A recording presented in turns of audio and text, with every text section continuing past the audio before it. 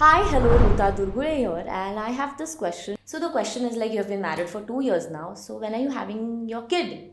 And so the thing is, like any other woman, like any other girl, even I am going through that struggle where my career clock and the biological clock are not going hand in hand. But then I have come across this term called egg freezing. And being the kind of person I am, I've been very curious about this thing. And finally, I have Dr. Nilesh who's going to help me and us actually understand what exactly is egg freezing. So egg freezing or social freezing, what we call it as. So it is freezing of your gametes, that is eggs in women, for non-medical conditions. If you want to call it as a social freezing, it's not perfectly non-medical. I would call it as preventive medical because it's necessary. So it's like you just take out your eggs and freeze those so that you can utilize them later on in your life when you want to get pregnant. Probably that time where your fertility may go down. So that's an anticipation and a response to that anticipation. I would equate it like to take a vaccine. Vaccine has been an important part of our lives.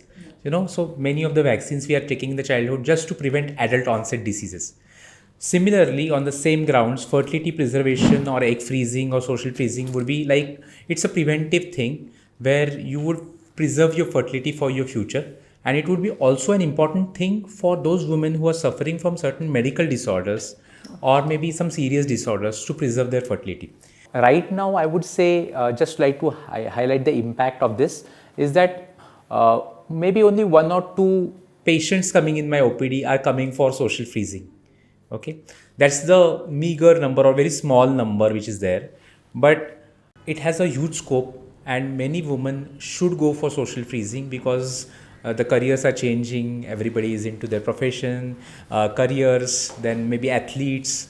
All these people are around us, and they want to focus on their career first.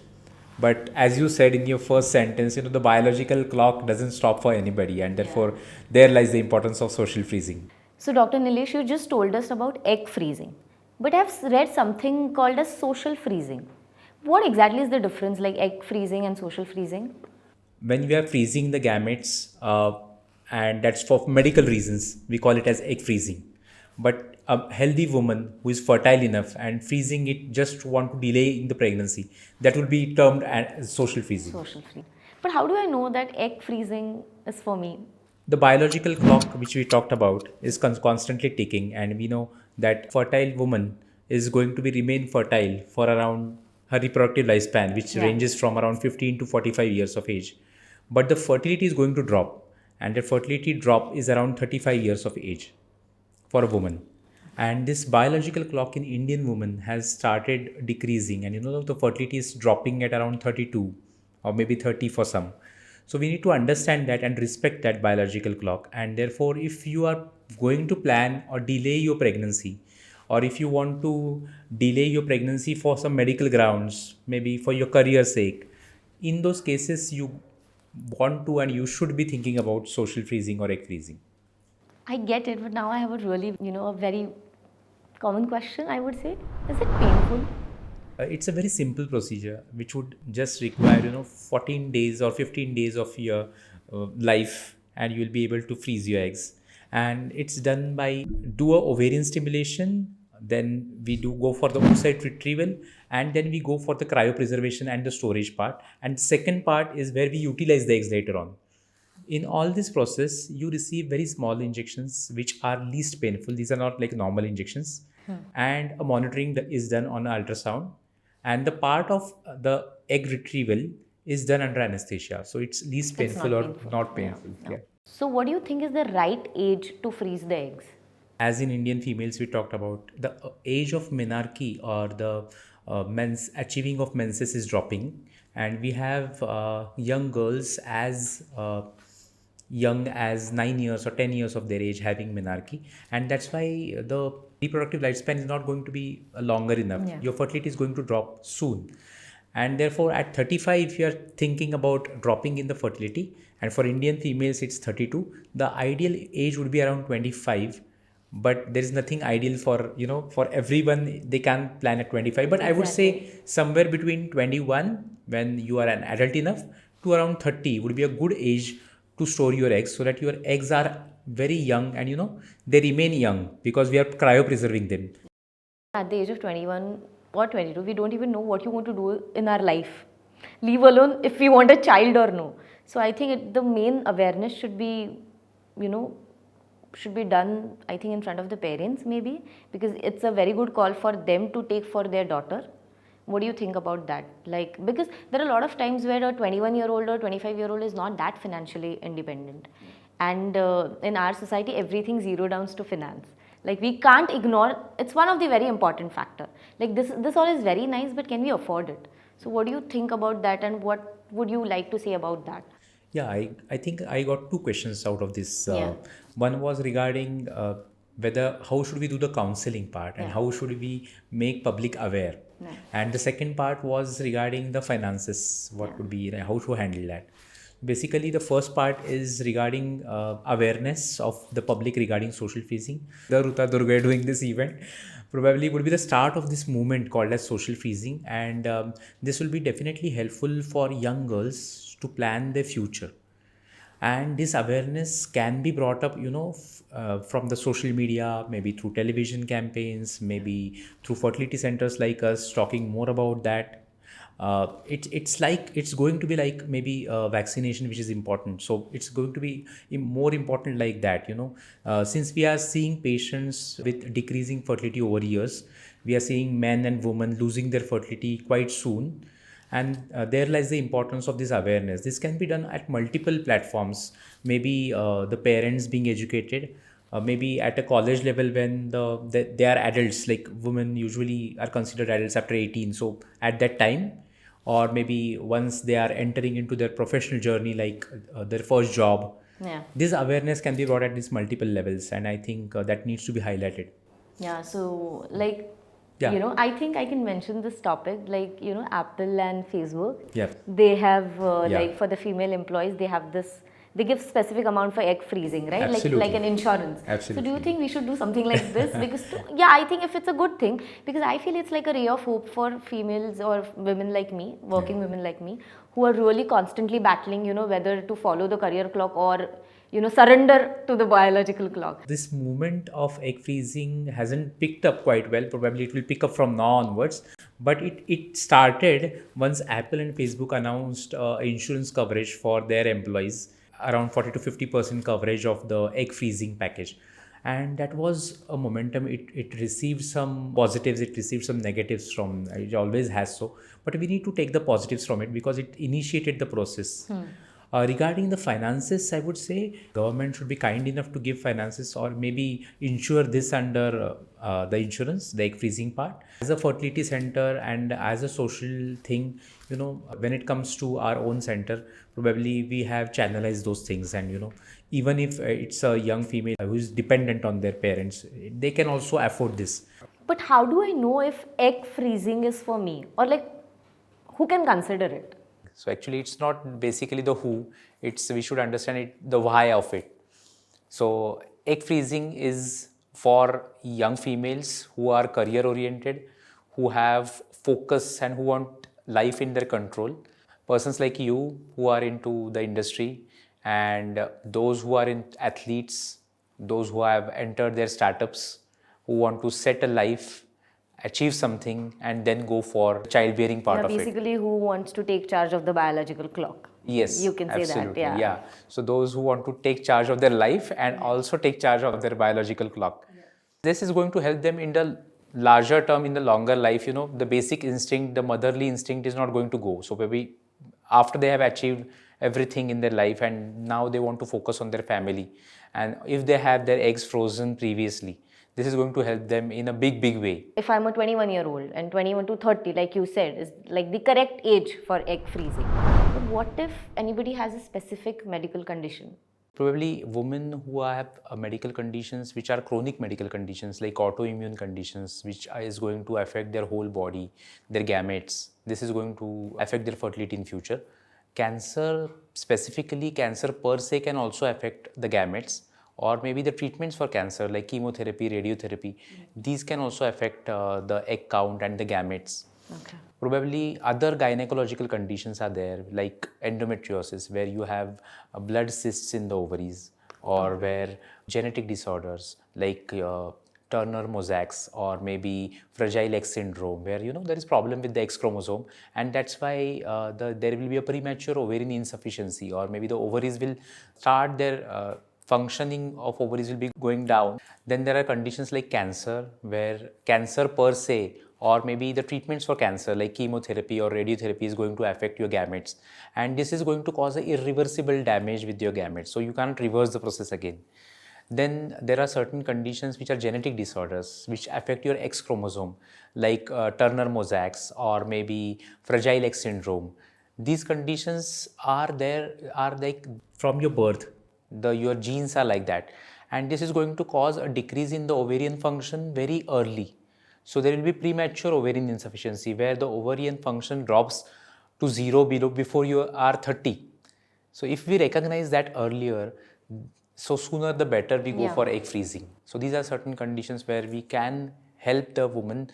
Certain other gynecological conditions are also there, like endometriosis or poor ovarian reserve. If we diagnose these early, then we can go for egg freezing, and future problems can be prevented. Right. So it's like a ray of hope. It's like a boon. Yes. But like you said about cancer, so what do you suggest that when can a cancer patient have a baby? Like once the cancer is cured, Yeah. what is like the suggested time when you can have the baby? So cancer patients usually, now many of the cancers are curable. Yeah. Initially, it was thought, once cancer, you can't get out of it and maybe you lose life. But the life expectancy with cancer patients has increased because of newer and newer medicines, chemotherapy, radiotherapy. There is something called as immunotherapy which has come up. Cancer specialist friends are helping women or helping patients in that. But we need to understand that once a woman is free of cancer, she'll also come back to her natural routine life, Yes. and will also start expecting or have the natural feeling of becoming a mother. Yeah. So that time probably we can't help her if she hasn't preserved her eggs, because the chemotherapy, radiotherapy and the immunotherapy all may damage her gametes, and therefore the cryopreservation or the egg freezing was very important. So Sorry, what is cryopreservation? yeah, so I just use some medical words. Yeah. So cryopreservation, good you asked me what is cryopreservation, because we are just talking about egg freezing and social freezing. Yeah. But the medical part of it is cryopreservation, where we do the rapid freezing of these eggs. So these gametes are withdrawn, the eggs are taken outside, we analyze them under the microscope, and whichever are good eggs are selected, and we just freeze them by a rapid freezing process, where the liquid nitrogen is used, and there are some agents or media is used, in which the eggs are suspended, and then they are taken into the liquid nitrogen, which is minus 196 degrees Celsius. At that temperature, the cells will remain as they are, but the metabolic activities of the cells will stop. So cells won't grow. Oh, okay. And that's how we preserve fertility. And similarly, eggs can be preserved, then embryos can be preserved, even sperms can be preserved. So that's how the storage of the eggs works, right? That's right. In very layman's language, Absolutely. Yes, correct? yes. This was about cryopreservation, and this cryopreservation is going to help all these cancer patients. And you asked me about when should they conceive. Yeah. So probably once they are free of cancer, one thing. Secondly, once they have stopped their cancer treatments like chemotherapy, immunotherapy, because this is potentially going to damage their embryo or maybe cause problems with their pregnancy.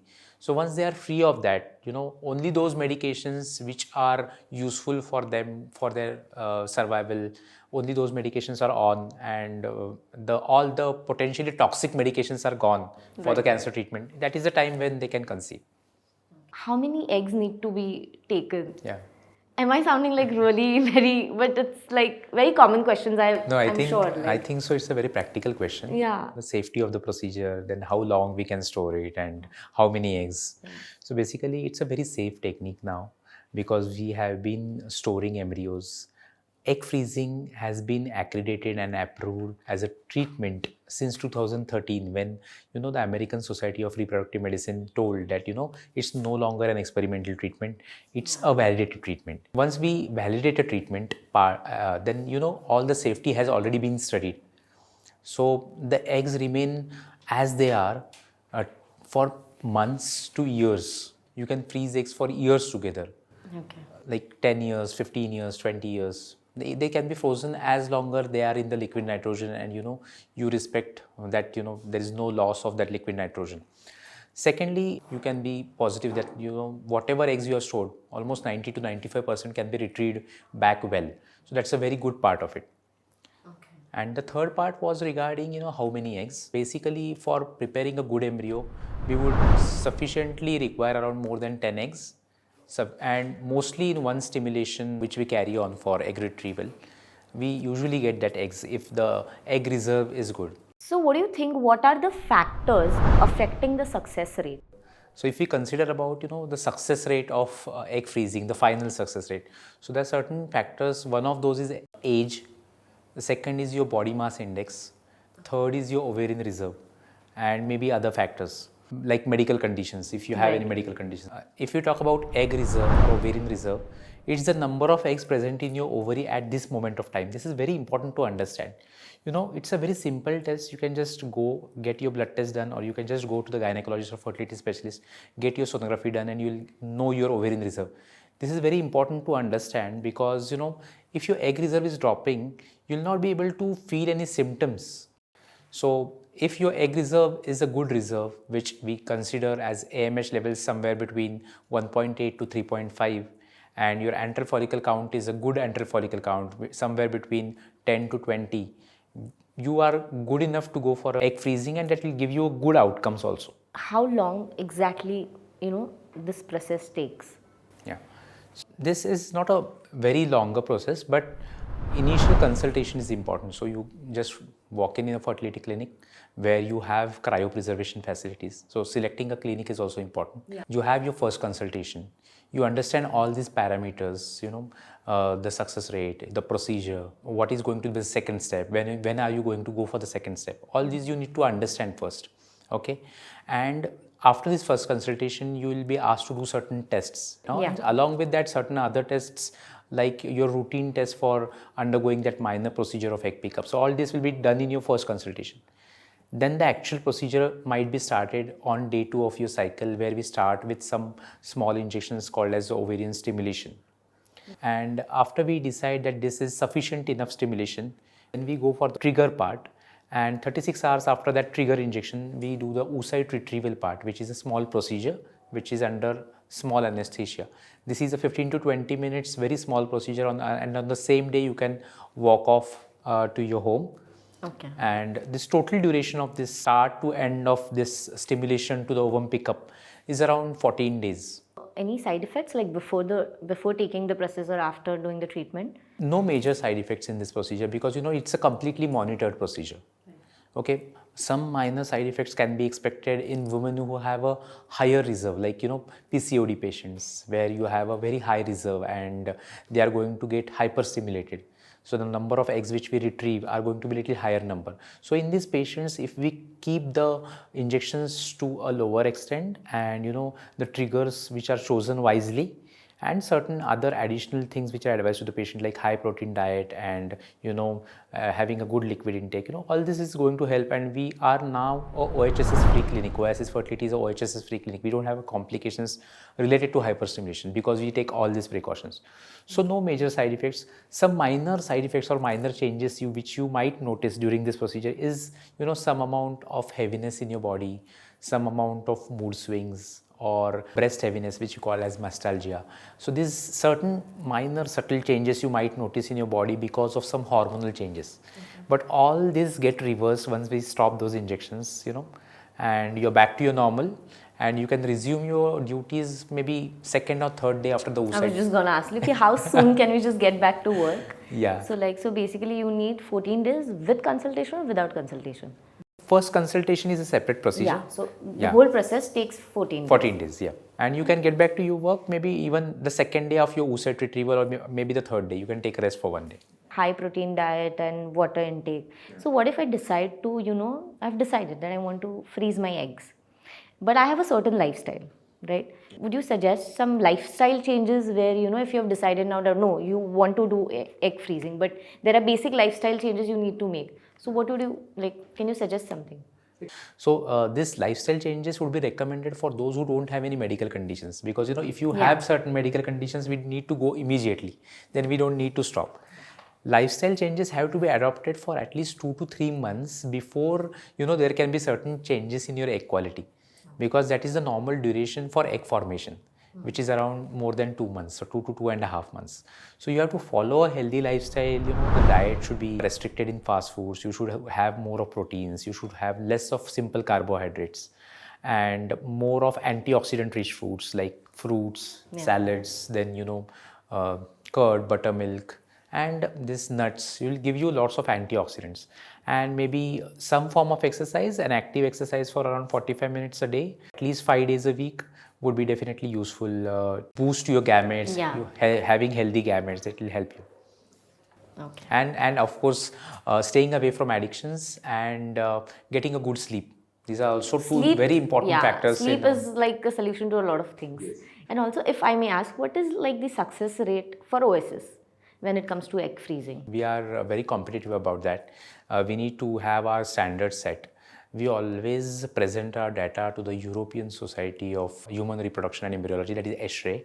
We also present our data in the international conferences like the ASRM. We have been quite competitive, and our success rates per se in IVF, where we utilize those eggs later on, is to the tune of around 60 to 70%, which is quite competitive when we consider internationally.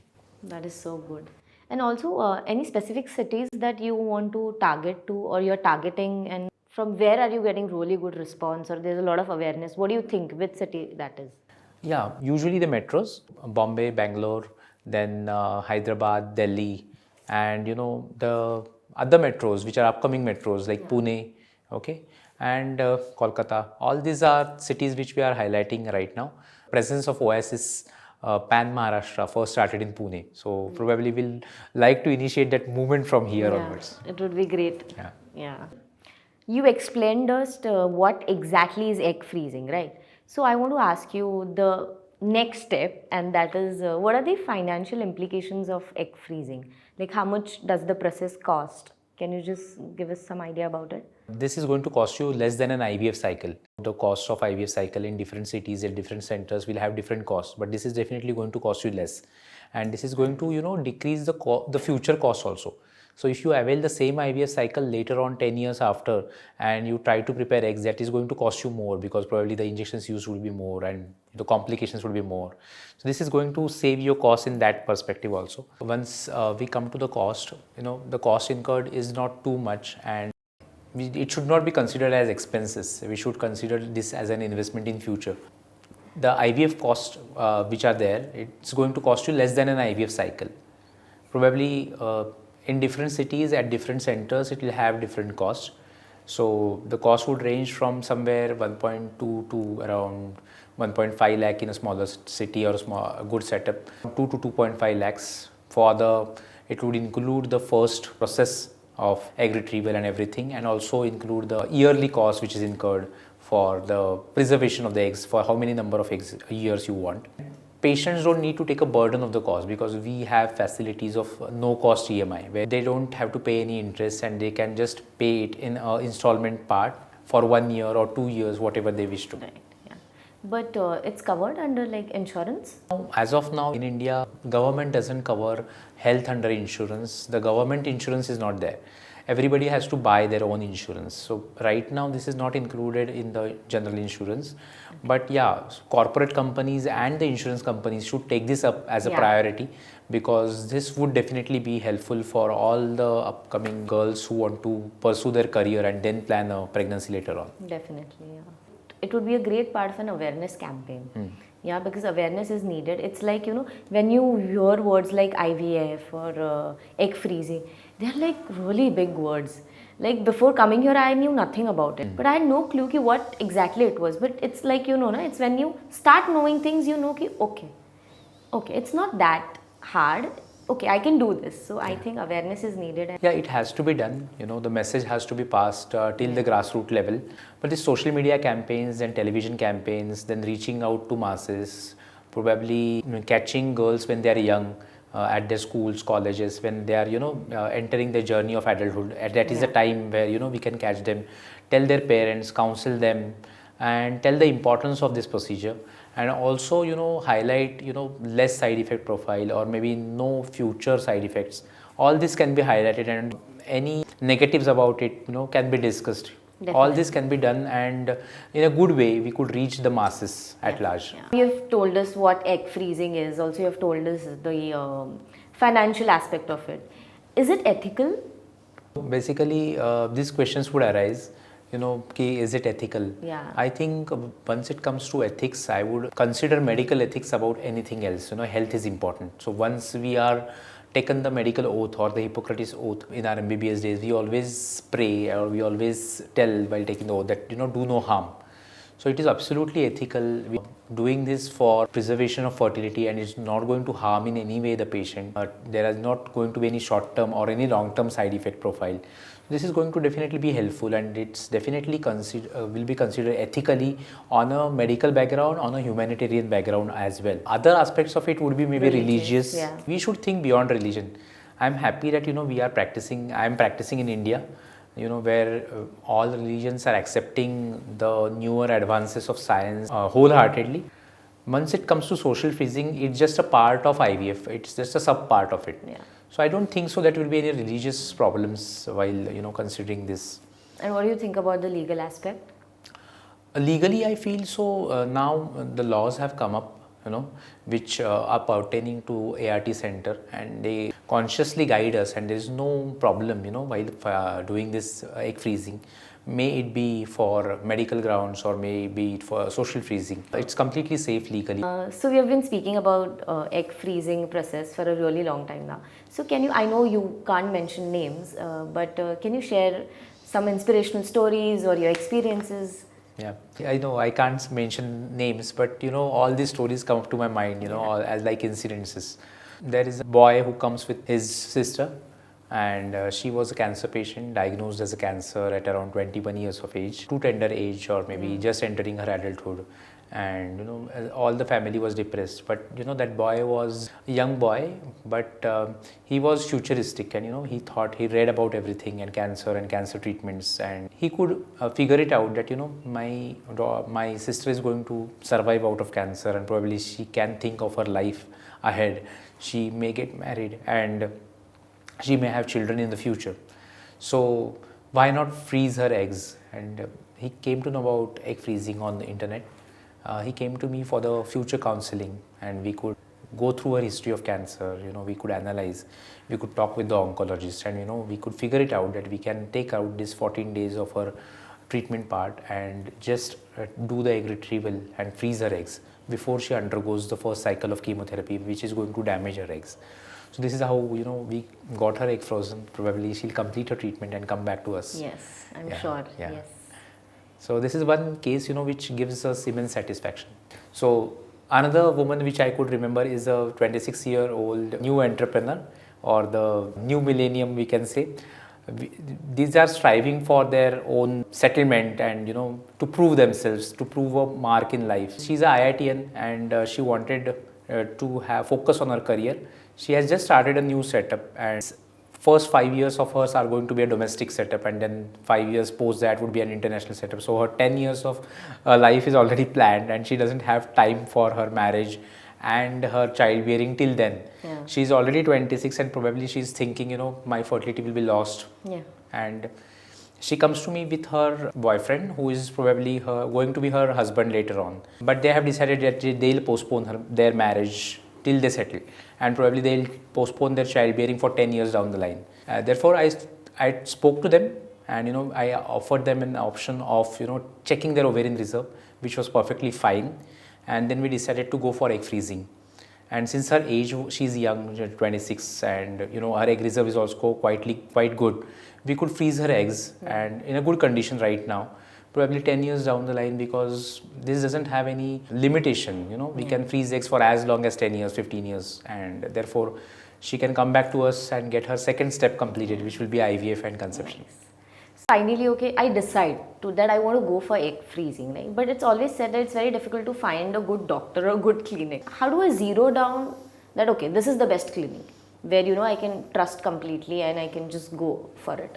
First of all, the clinician's experience does matter when it comes to good egg freezing protocol, because there is going to be a different protocol for social freezing. In cancer freezing, we have random start protocol. So, coming down to a good clinician who has that ample experience with fertility and egg freezing is a first important thing. Second thing would be the cryopreservation facilities and the techniques for cryopreservation. This continuous maintenance of the lab equipment in the same standards. So we have class 10,000 lab where we follow all the standards, which are followed internationally. So this is very important. So ensuring that is important. And the inner intricacies of the lab, this can be analyzed. Once you walk down in a center, you can see to yourself, what the center is functioning like, and you can have a chat with your doctors regarding the facilities, core facilities, the second follow-up, the IVF facilities, their success rates, transparency, ethicalness of practice. All this is going to matter. Okay. Yeah. Thank you so much, sir. You have been very transparent with your answers, and I too have come to a conclusion that yes, I will be considering egg freezing, and I am sure this video has helped you with a lot of information. And if you're really thinking that you need to take charge of your biological clock, then you should consider egg freezing. At least go and meet fertility expert and then decide and take the first step. Thank you.